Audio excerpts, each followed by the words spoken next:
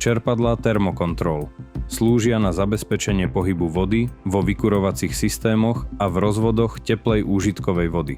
Rozdeľujeme ich na obehové čerpadlá, ktoré rozvádzajú teplo v radiátorovom alebo podlahovom vykurovaní, a cirkulačné čerpadlá, ktoré udržiavajú teplú vodu v rozvodoch teplej úžitkovej vody tak, aby bola okamžite k dispozícii.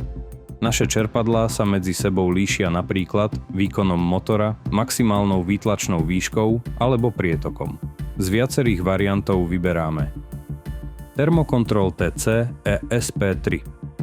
Je elektronické obehové čerpadlo s ovládacím panelom na prednej strane pre jednoduché ovládanie. Je vybavené automatickým adaptívnym režimom. Pracuje s nízkou hlučnosťou a dosahuje veľmi vysokú energetickú účinnosť s nízkou spotrebou energie v pomere k jeho výkonu.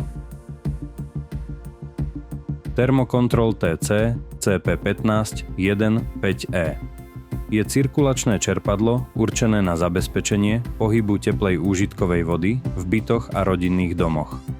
Je vhodné pre pitnú vodu. Telo čerpadla je odolné voči korózii a jeho príkon je iba 5 W.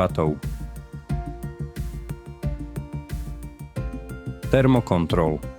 Poskytujeme vám komplexné riešenia pre radiátorové, podlahové, elektrické, teplovzdušné a kombinované vykurovanie. S nami nájdete riadiaci systém pre akýkoľvek typ vykurovania.